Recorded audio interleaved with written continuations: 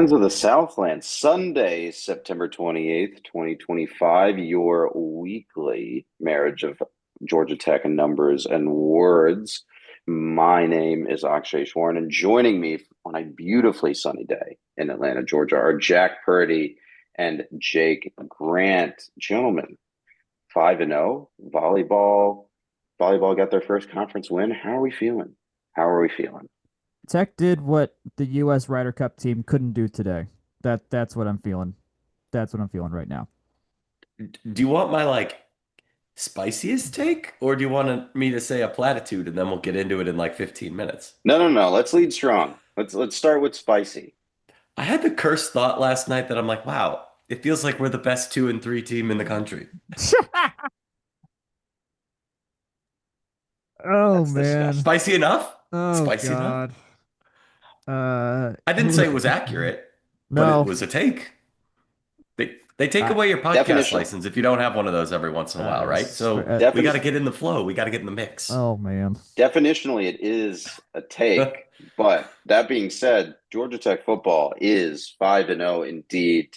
And now the number 17 team in the country, according to the Associated Press poll, and number 16 in the coaches poll. Last time out yesterday. And what some might dub a thriller, but I might dub an increasing need for aspirin, a 30-29 victory in overtime versus Wake Forest and first year head coach Jake Dickert. Jack, you were following this game until the fourth quarter, Late and then he got fourth. unplugged. Uh, Tell me what you saw. well, I saw a lot of really bad football. It was most of my experience watching this game, which I think was the case for a lot of us. I counted up in the first six drives, we had three total points, and two turnovers on downs. So that's not the Georgia Tech football we know and love. Uh, we looked kind of okay to start though. Like Malachi Hosley was getting some runs in. There was a couple. The passing wasn't all the way there, but it was. We got enough to where Berg got an early field goal, and our defense forced a three and out to start. So vibes were honestly not awful to get going. And then we just could not do anything, punting and getting forced to throw and not running for much. King isn't getting finding any room to run at all. And then we had two straight fourth and short in plus field positions where they were obvious go situations. We just didn't convert. So in an alternate world, maybe it's 9-0, but instead it's not. Wake scores on four straight possessions, which is just was the backbreaker here. Is the defense was not closing in well enough. Robbie Astor was just getting us, which is just not what we need. And so we were down 20-3 early in the third quarter, just from the mix of turning the ball over on downs and not being able to stop Wake Forest. But then Robbie goes out with an injury, and they put in their backup quarterback who goes for one of three and doesn't really do much. And Tech also, as Brent Key put it, they had to do a hard reset at halftime, and it kind of looked like they did do that. Like they everything was running much more akin to what we know with this offense. Um, we score. What happens? So Wake misses. Okay, what happens? We score two straight touchdowns, make it 20-17. So and then we tied early in the fourth quarter. So after a probably the worst half of football in the Brett Key era, we just came. They all just came storming right back, which was really nice to see. And then we tied up. Wake had a chance to take the lead in the fourth with an easy field goal. They don't do it, which gives us a good shot to have at that point. There, we have the ball deep in our own territory. Perfect time for one of those long, grinded out drives, milk the clock, get a late touchdown. And instead, Jamal Haynes fumbles the ball and gives Wake a short field. They only get a field goal though, so it's 23-20 with about 6.5 left. This is where my signal dropped out in North Georgia after this drive, and so Wake had the ball. I knew they were not doing well and probably going to give it back to us, but I never knew what happened. And then from there is where I found out that we got a late. Aiden Berg got a late field goal, forced overtime. Tech scores on a Haynes King drive or Haynes King run to go up 30-23. Wake also scores on a long run to the left side, and Wake decides to go big balls Paul and go for two, and they don't do it. Clayton Powell Lee, who had a shaky game up until this point, gets the interception, and Lord knows it, we're 5-0. Woo! I was fascinated by this decision by Jake Dicker to put this game to bed in that first overtime. I think it's a really good call Yeah. conceptually. When you're at home, you have a lot of momentum, right? You've been leading this game the whole time. Yeah. You know, momentum from an analytical standpoint, whatever. But like you have, that you can move the ball, right? Whatever you talk about motivation, that you can move the ball on this defense at will. And Robbie Ashford for a lot of that first half, he came out a little hot and throwing a lot of fastballs early on, but as he settled into the game, was doing really well. So, despite that knee injury that had him wearing a brace during most of the second half, and I think had him sit out for 2 drives that ended up being 3 outs for Wake where Tech scored on ensuing drives. He's cooking with gas there. And then like Tech dials up some pressure, gets to the quarterback for like a first or second time for the day, and forces a really bad throw by Ashford that ends up finding the hands of Clayton Powell-Lee. I like this decision. I'm not exactly sure what the play call was, so it's hard to diagnose, how this should have worked, what they should have done differently. But I thought there was something to be said for saying, hey, we want to win, and we want to win now instead of continuing not to lose. Question. And I think this is so context. I was traveling for a wedding. I was able to watch the first half. Did need to get out and enjoy the fact that I was at a beach for a day in the second half for my own mental health, and came back to watch the shenanigans that ended the game. So I suppose cool. Glad they scored 20 while I was gone, or 17 while I was gone, whatever that was. But at least in the first half, it seemed like Tech's offense didn't really look like Tech's offense. Is that something that either of you guys picked up on? We had a lot of perimeter action, and I want to bring this back around to a point. So this is going somewhere. We saw, and going back and catching up on what happened since, I would say probably more effectiveness when we were running plays that looked like Georgia Tech, and there were legitimately quite effective Wake plays on offense that were getting them 3, 4, 5 sustained yards at a time. Claiborne. Claiborne. All right, there we go. I was like, I can see it. I just can't remember it off the cuff. But I thought he was super effective, which leads me to my point. I like the 2-point call, especially because you're getting the ball first to go next. So you got to go for it anyways. Might as well do it there. If I were a Wake fan, would have the same reaction I had to the UGA 8 overtime shenanigans of the guy who's gashing Tech up the middle for 4 yards of play.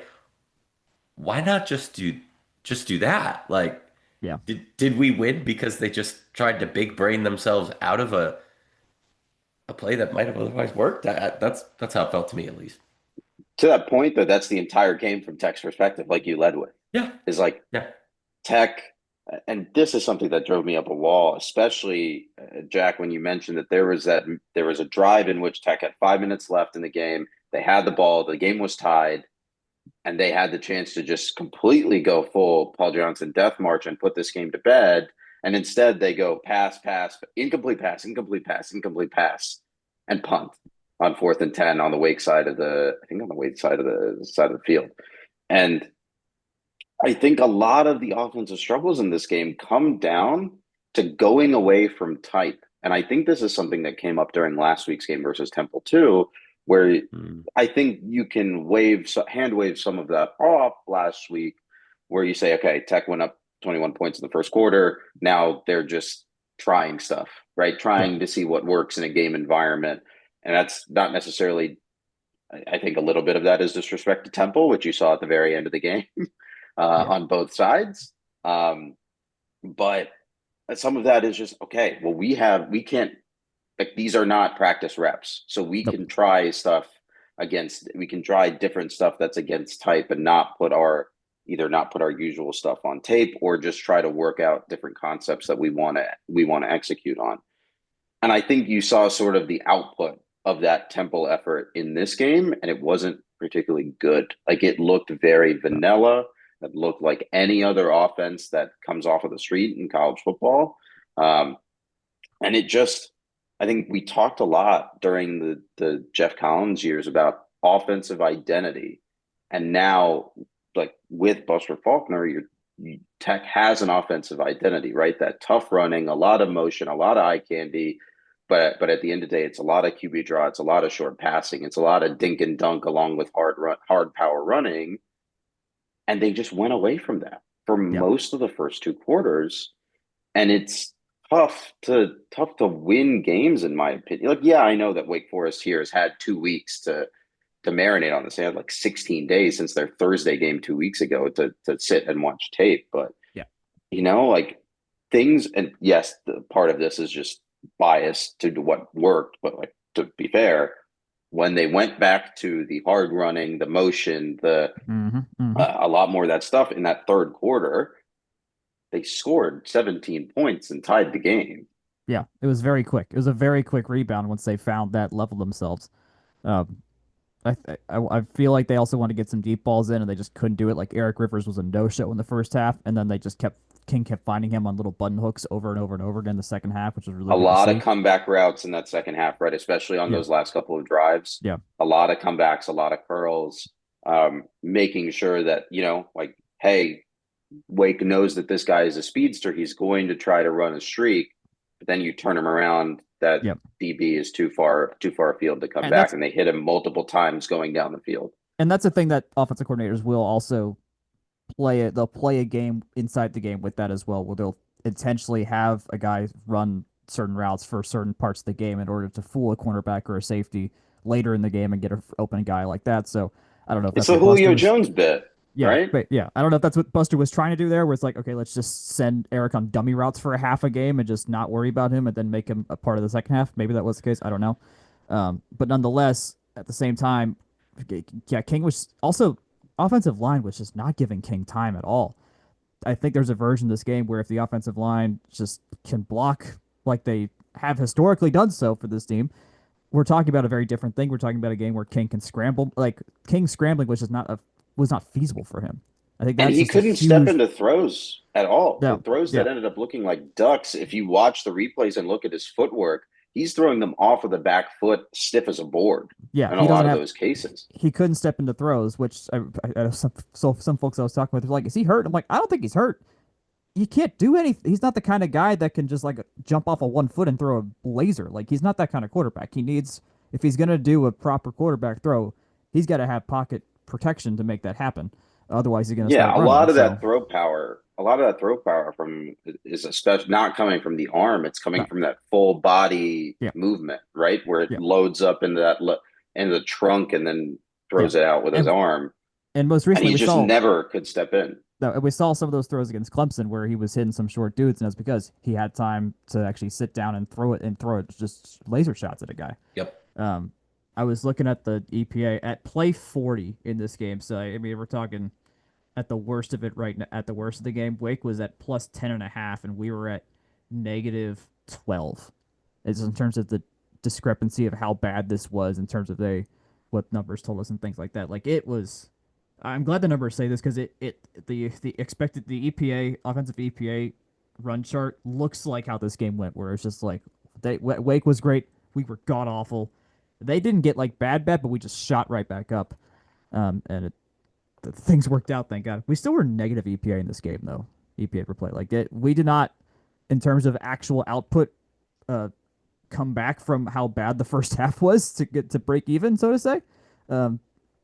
Did for a moment, but like I think right after that is that fumble from Jamal Haynes. And that's when it sort of peters out, and then you get into OT, and then that just kind of is weird. Shenanigans ensue. Yeah, and to reinforce my last point of all this here is our EPA without explosives, so just how well we were doing on just normal plays where we weren't getting big 10, 15, 20-yard chunks. We were negative 22 EPA to Wake Forest 4. That a 18-point delta there usually loses you football games. Like our post-game win expectancy was 21%. This is not a game we should have won at all. Like hands down between both eye test and what data tells us, we shouldn't have done this. And also that EPA without explosive is equally spread between passing and rushing. That's not just bad passing. That was also bad rushing. So I mean that entire first half is just complete missed opportunities, right? Like it's. I would say the second quarter as much as anything. Like there Yeah. were pretty effective drives in the first quarter. Yes, only wound up with 3 points, but you get a fourth down that, okay, great. You have the fake punt, mm, like, two pretty big possession swinging games. You have the turnover that gets brought back, um, Yeah. not the fumble into the ground situation, but another potential turnover.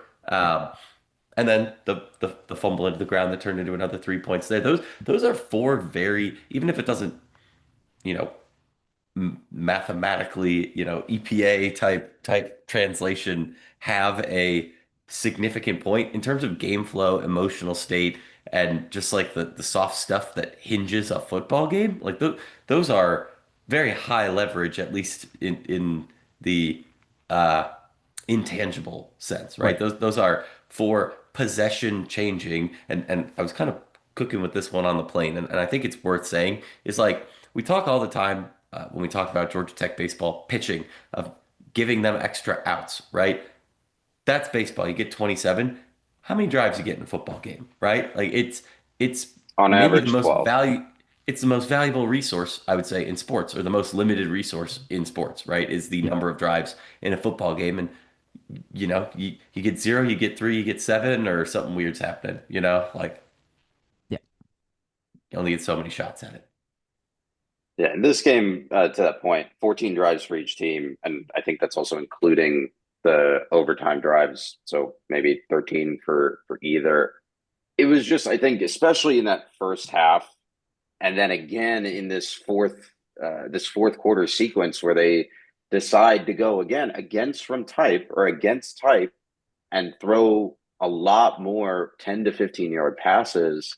It Hmm. just really got under my skin, especially because a lot of this is happening in a very vanilla way, right? There's no motion. There's no like the linebackers aren't getting their eyes shifted with the motion, so they're all set. They're ready. The box is loaded in a lot of these cases. Like, how are you supposed to create space for you, not only your receivers but also for your offensive line to move and guard your quarterback and have him roll out and make a throw on the run, or like make have room to make a throw when you're not relying on some of the like some of these things are gimmicks, right? But like you build the entire offense out of gimmicks and it works.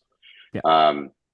And it was very frustrating for me throughout this entire game to see that not happen. Yeah. Um, and I'm not going to sit here and say that like I mean I am pretty close to saying that Tech's very significant underperformance in this game is almost entirely due to that. Like the defense is bad, yeah, but you know Defense was that not your good. Yeah. defense is your weakness, and you still played around with your play calling in this game. But, does this game represent a sign that Georgia Tech's floor is much higher than I think we as fans and apprehensive watchers of Georgia Tech care to admit? Like I know that this is a game Georgia Tech could not, should not have won in mathematically 80% of situations, right? Yeah. But if it sounds close to describing it as like system failures throughout the enterprise, right? And yet they won on the road against scheme coach with a lot of time, known for doing more with less. I don't It's a way know. to say it's a version of that. I mean, Brent noted just it was very much a survive and advance kind of game as it felt by the end of by the end. Um, yeah, no, it's nice knowing that this wasn't a we're still gonna have variants. Like these are kids in school. Like you're gonna have variants. Like the who the hell knows what happened this week? Maybe something happened where it's just like whatever. Like you never know. Uh, but at the same time, yes, in terms of on field talent ability, if you can put up 30 in this gross a way and have a whole other half where it's like, okay, maybe you could put up 45 if you're just mildly competent, like by our standards, yeah, I think that is part of it. That was I think what felt good about Temple last week was like, hey, they had a really 2 straight weeks are really, really bad second quarters, and they find a way to rebound the second half and just put the pedal to the metal, and they're a lot better. Um, Difference here being our first quarter wasn't amazing and we were down. So it's I think that's a fine stance to take for now. Um, our on field. I mean, the thing is also you can't just keep doing this over and over again. Otherwise, that's Yep. actually just your baseline level of play. So also this was our 5th game in a row. I remember last year by the time we got to game 4 or 5 in a row early in the season, that's where that's the Louisville game. The wheels started coming off the Oh wagon man. a little bit. Like things were just starting to get clunky. We were in that part. Don't So start like me, Jack. we were in we were now that Louisville game was better than this game in terms of on-field play by our standards. Like we played better against Louisville than we did against Wake Forest in that game. But I think That's to fair. that point, it's like you still now the wheels maybe not falling off, but you started to see the cracks and Yeah, how that shapes together, right? There's things that don't break your way. I think similar to here, right? You have the 2 4th downs that don't go your way early in this game, and then you're not able, you kind of get game stated in that way where now you're constantly down yeah, and you have to figure out your play calling to come back to get back in the game, and that forces you to throw more passes. It makes you go away from type. So it's interesting in a way that coming out into that second half, going back to type actually helps them get back in the game, just from yeah. like a game state perspective. Sure. And I mean, I'm glad you But brought up that 4th down because like that changes the entire game. Like if we convert that 4th down, that's a big momentum swing for us. Who knows if we start going tempo and things how things start panning out. We get in field goal Yep. range. That's a score. That's changed. Like that's a field that becomes the Birds not kicking off and giving Wake worse field position on a kickoff potentially if we score. Like a lot of things change off these 2 4th downs. So. Uh, and they're two like there's ways to look at this where like it seems awful like we've talked about it, but then also it's like we're 2 plays away maybe from this being a widely different feeling game.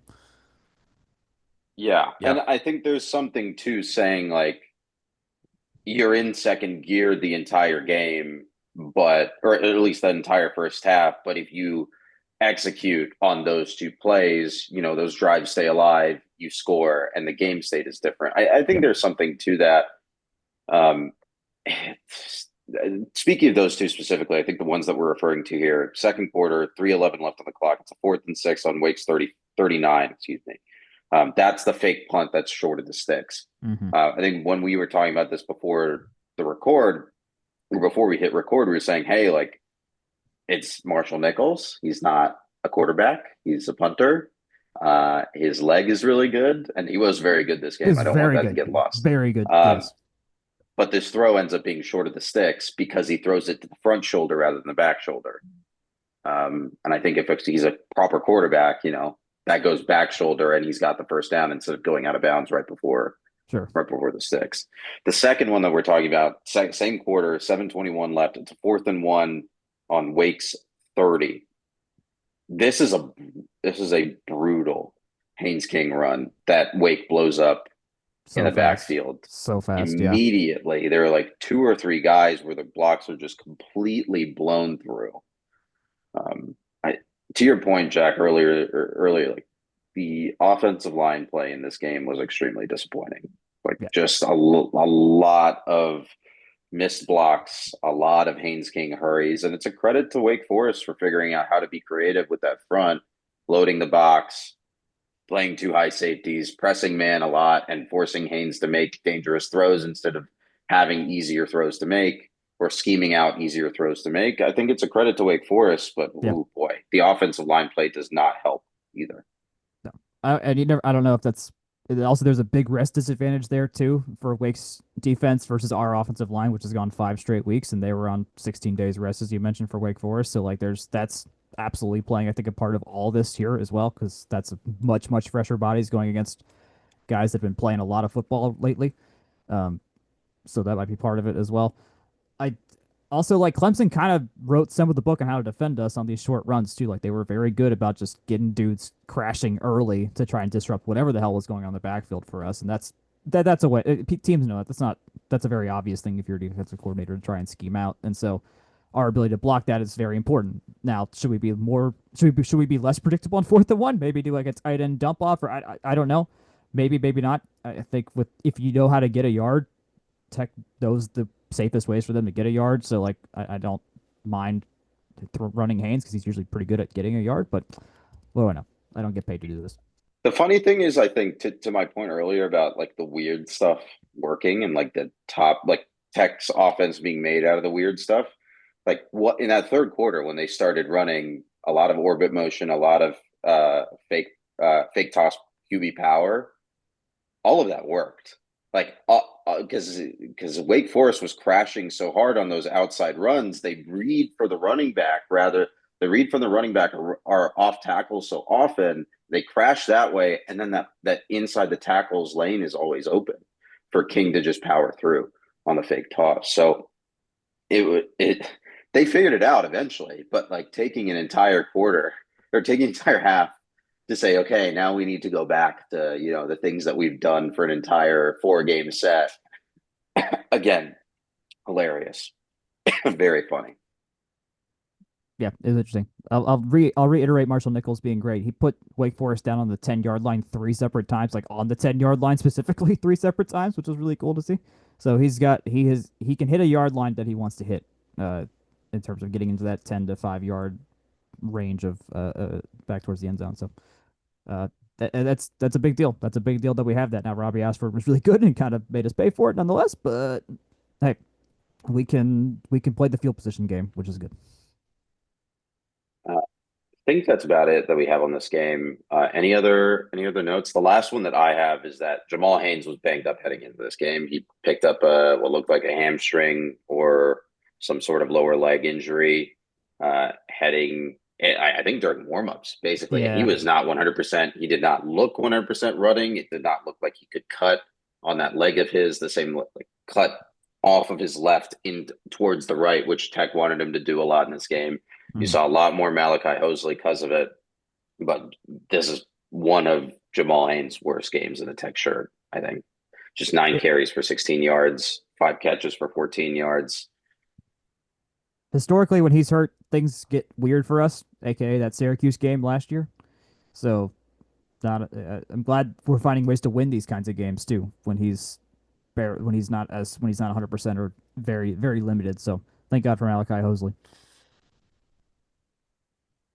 We're about to. And he's been good. I He's was been going to really say good. we're about to get a very interesting data point this coming week, coming off of this game and into our next one. Do you know who Wake plays this weekend? Do you want us to look at It's the shot sheet or not?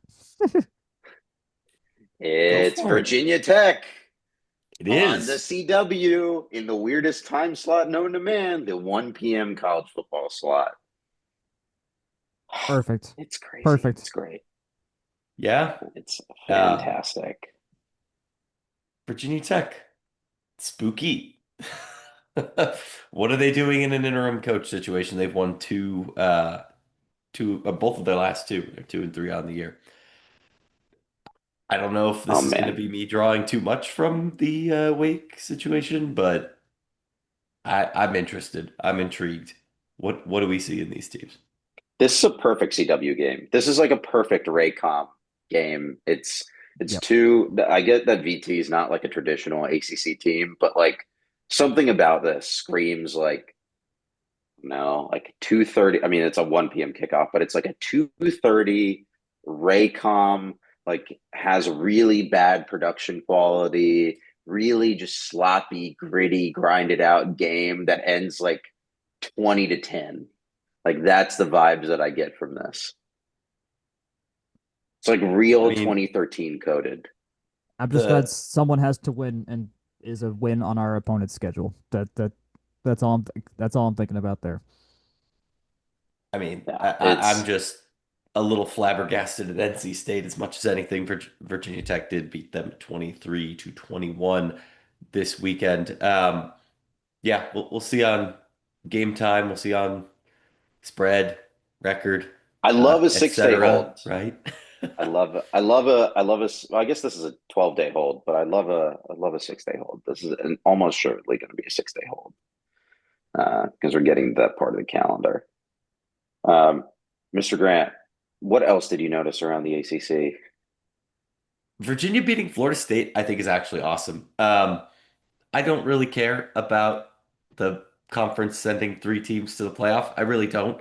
I wish all of our ACC opponents, rivals, and otherwise, sorry, Stanford, could could lose every game. That'd be funny. But no, I have no issue with that. I think Virginia being quote unquote back or quote unquote good. I don't know. They're ranked. They're ranked now. Yeah, ranked 6 spots below Florida State. Glad we play the games. But yeah, yeah, like Alabama being what, 13 spots ahead of Florida State, 8 spots ahead of Florida State, something like that. Glad we play the games. But yeah, Virginia winning is cool. I don't really feel compelled to root for the logo. I'm sure everyone can accomplish greatness in their own ways, but no, it's Speaking fun of to see that, one fun second. games. Oh, are you about to game day the situation? Yes, because did you see Okay, that yeah. ACC banner on game day? It's there every week. There's no way somebody's that big of a fan of the ACC to be bringing the Jim Phillips. ACC official accomplished greatness banner. Who is the guy that Jim they're giving Phillips that with an to each ACC week? hat on, just holding the Ugh. banner up with the two pole in the crowd every single day. He's using his Delta miles, his Sky Miles on that every single week. Yeah, It's incredible.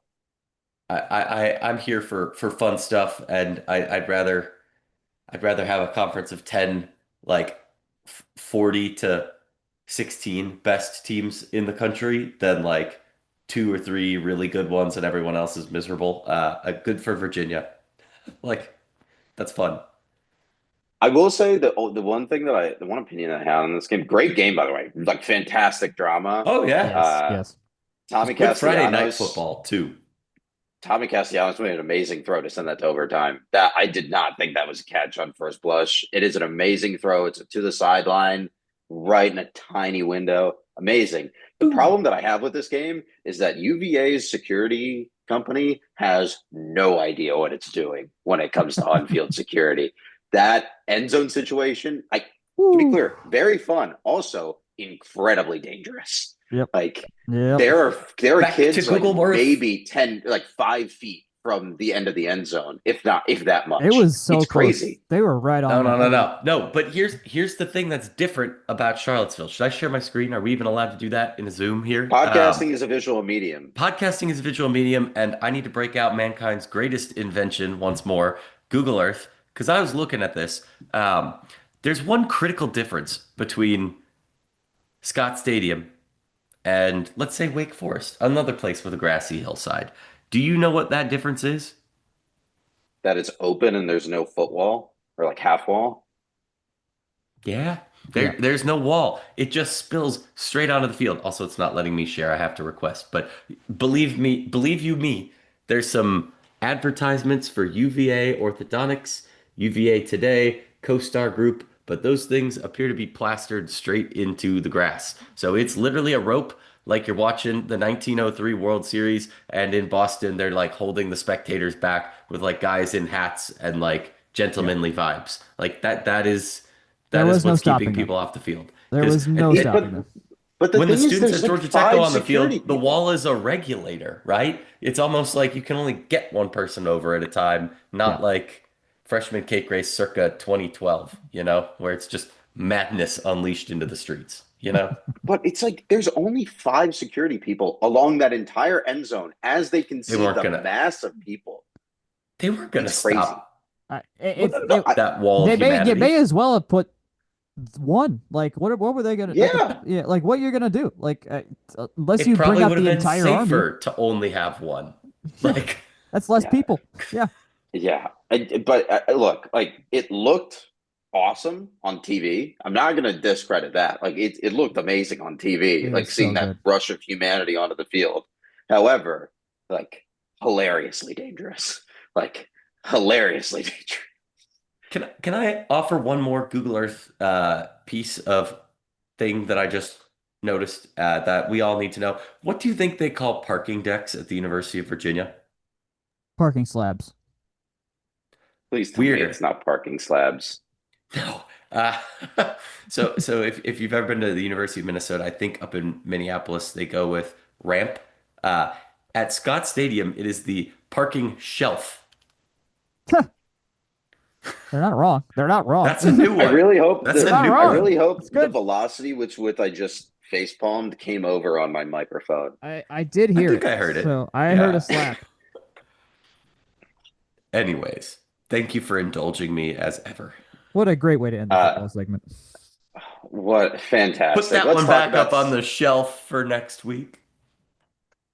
you know what else you can No. grab from your shelf, Jake? Yeah, Section 103. They're great. Love what they do over there. And now Georgia Southern fans can partake as well. Stephen and the gang have launched Section 103 Georgia Southern collection. There's one crucial difference between that and the Georgia Tech launch is they're starting right off the deck with polos in addition to all the t-shirts, sweatshirts, and all that you know and love. Go check that out. A lot of great material there. Oh, and of course hats as well. They're also launching with hats and I think a sticker too. So yeah, Georgia Southern full shebang, one-stop shop for all of your fine Georgia Southern apparel, your LSU apparel, and also of course classic Georgia Tech. Use code FTRS for the LSU, Georgia Tech, Georgia Southern fans, or at least just those curious about those schools that you want to get them hooked. Section 103, comfortable, quality. We wear it all the time here at FTRS. Check them out at section103.com and at section 103 on Instagram. Gents, what do we got next? Let's talk volleyball, gentlemen. A very mixed bag versus the Florida opponents of the ACC this weekend for the Georgia Tech women's volleyball team. A brutalizing at the hands of Miami and a clean sweep for Miami. I think that's a ranked Miami team as well, at least on Evolve. Mhm. And then 24 by the coaches. 24 by the coaches. Interesting. And then a clean sweep of FSU on the other side. Weird. Sports are weird. Jack, tell me more. Lots. It was very interesting. It was very interesting. Miami, we looked awful. I'll put it that way. Um, big main thing this weekend is the lineup changes. Annika Groom did not start this week. She only played in one set in the third set of the Miami game. Anna Fedorovic got her spot in the outside hitter spot, and it for the most part I think was a good move. It was weird because after the Georgia game, Annika had a really good game there and seemed like she was of the better, more consistent outside hitters we have. Fedorovic was not great against Georgia or Wisconsin for that matter. So I was like, okay, this is interesting. How is this going to work? Miami was just a kind of across the board, just bad. Like our passing communication, were just not there at all. We lose the second set by 11 points. Um, Boo was just still hitting a bunch of errors, which we just hate, but so it is. Um, we had there were some refereeing mishaps in the second half as well, where old friend of ours, Logan Wiley, got a free kill on a ball that never should have been a kill. Uh, and so it's just kind of just weird. We just could not hit. Like we were hitting sub 200 after one set, and then it dropped to nearly 100 after the second set. And then by the end of the game, we had picked it up to at least 123, but kind of all in garbage time. We were down 17-11 in the third set. Uh, in that third set, Collier did a lot of changes. She put Nomi Despaigne in for the first time since early in the season. She put Anna Bozy in the match for the first time in a while. She put Annika Groom back in the match. It took out Mambu, Garibaldi, and Fedorovic. It did nothing. Her Miami went on a 6-0 run. But today against Florida State, we made a big change that I think that I've been wondering about and that she hadn't done yet, which Kalia hadn't done yet, which is leave Mendes in for every rotation. Mendes has been coming out either on the 6-2 to put in Ital Lapoyo on the front line to keep someone tall up there. And then against Miami, what she did is she would take her out, but she'd put Bieleski or someone else in to play backline. Today, that didn't happen at all. Mendes just played every point. And I think it was huge because she is the most stabilizing force we have on this entire team. Big note against Miami is at one point, Nomi Despaigne, who had some good kills. She's got the most power on this team, I found out. That girl hits the ball hard, but she's still very wild right now.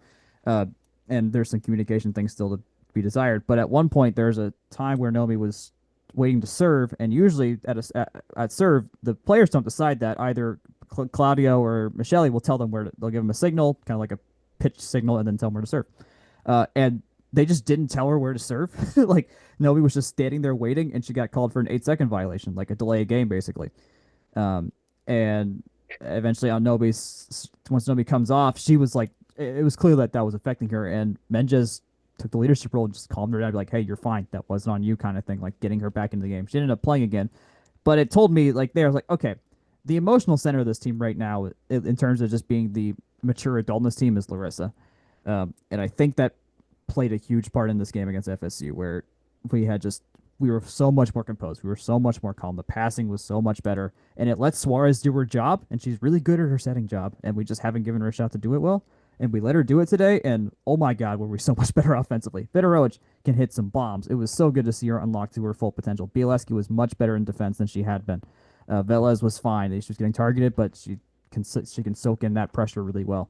Um, and Mambu was minimal errors, 3 errors for Mambu, which is huge. I mean, just to be able to play, but we looked like our normal selves, which was saying something. Florida State wasn't bad either.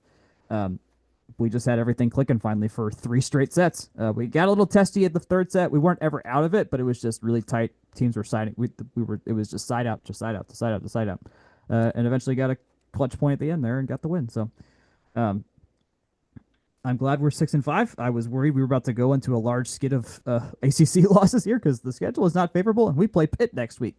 Uh, so And SMU. and SMU, good at volleyball too. So this is a rough road stretch we have. If we can get a win, that'd be fantastic.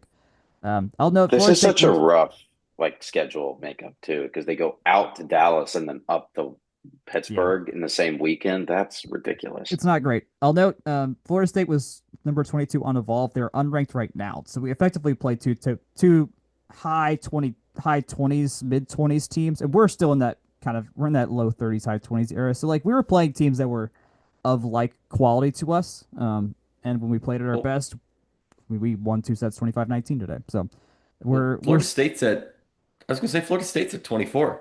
So that's ahead of Miami's Georgia Tech. Miami's 24.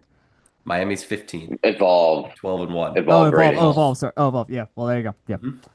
When weirdly, we only had Miami was only favored by 9/10 of a percentage point to win on Friday, and Florida State was given a 60% chance to win today. Granted, that was after the loss, so that also shifted. It's fascinating to look at some of these evolved metrics because especially the full season summary over the last, I guess they have since 2019 here, so last 7 seasons. Tech in the evolve rating is 32, and on service 31 and receive 37. But if you look at their strength of schedule, this is thus far through 11 games is the hardest schedule that they've played in the evolve era since Mm-hmm. 2019. This is the 5th ranked strength of schedule in the nation. So the competition is good. It doesn't get easier, No. which is concerning when your points won or ratings or rankings are in the 200s, which is not something that you see any of the other times here. No. So yeah, The big it's weird. I think we framed this season like when we started this season and started doing previews. I think we framed this season decently well. Like we were saying, okay, they're going to have to learn about themselves. They are kind of retooling this whole thing and going to have to build the plane while it's flying yeah. and figure out what their team identity is. And I think that's what's played out here, especially, given that they are 6-5 and had some pretty notable major losses, especially that one in Miami and then the McCamish Pavilion game. Today was Like, the closest it felt like to them looking like they played like they trusted their identity today. Like every other game has been like, okay, is this gonna work? Is this gonna work? Is this gonna work? Was the first time it's like, okay, here's the plan, go play, and they did it, which is the norm. And so actually seeing it work like it did today was very reassuring. For thank God they got it done before Pitt. I mean, I'm not expecting us to have really put up much of a fight to Pitt, even if it is maybe one set somewhere in there. But at least they are there now and not still figuring out what the hell this team is, because that would make the Pitt game an utter disaster. yeah, look, Friday fixture versus SMU. That's an 8 p.m. Start on the East Coast. What would that be? A 6 p.m. start in Dallas, and then at Pitt at noon on Sunday. That'll be on the ACC network. I bet that looked really good on the ACC network schedule when the season Mm-hmm. started. We will see It's what still that looks good. like at It's still noon good. on Sunday before the NFL slate. Shall we talk about golf, gentlemen? Not about the Ryder Cup team. Done with the Ryder Cup. We're over the Ryder Cup. We're on to the Olympia Fields Invitational, the Fighting Illini Invitational at Olympia Fields Country Club. Apparently, athletic director Ryan Albert went and played a couple rounds with them at the country club. He said this on his new podcast. We'll talk From about what that Jack one in a told me. minute. Yeah, But yeah, wasn't there a big like kind of secretive-ish meeting at Big Ten headquarters this week? Do you think there's any link? I mean, you got to Big take the No, tri-state Ten around, but I have no like idea. headquarters meetings. I Uh, Let's swear see what Ross Google tells Dellinger or me. somebody mentioned it on one of the national well, podcasts. he was recently at ACC meetings for the schedule thing, but Hmm. I have no idea. Let's not worry about that. Tell me about the golf. I don't know what happened. Yes. So about the golf, Georgia Tech finished sixth. I believe they were in 10th after the first day. So that's an improvement. In terms of the lineup, Cal Fontenot, Aiden Tran, Albert Hansen, Ben Reuter, Hiroshi Tai were all there. In Illinois, Tran finished, he was tied for ninth. He was one under. Everyone else finished above par. I believe Fontenot was the next highest at 19th. So, pretty standard, showing. I think Olympia Fields usually gets a pretty good turnout. Obviously Georgia Tech, Illinois, but you also get teams like Bama, Arizona State, Baylor, Florida, Florida State, Indiana, um, Loyola Marymount, Oklahoma State, Purdue, Stanford, Texas, Texas A&M, and Texas Tech. I don't know if I intended to read all of those when I started reading them, but 11 preseason ranked teams out of 15 is quite good. So, maybe don't overreact to a sixth place finish here too hard. Yeah, good stuff. This tournament being up in the Chicagoland area is always fun.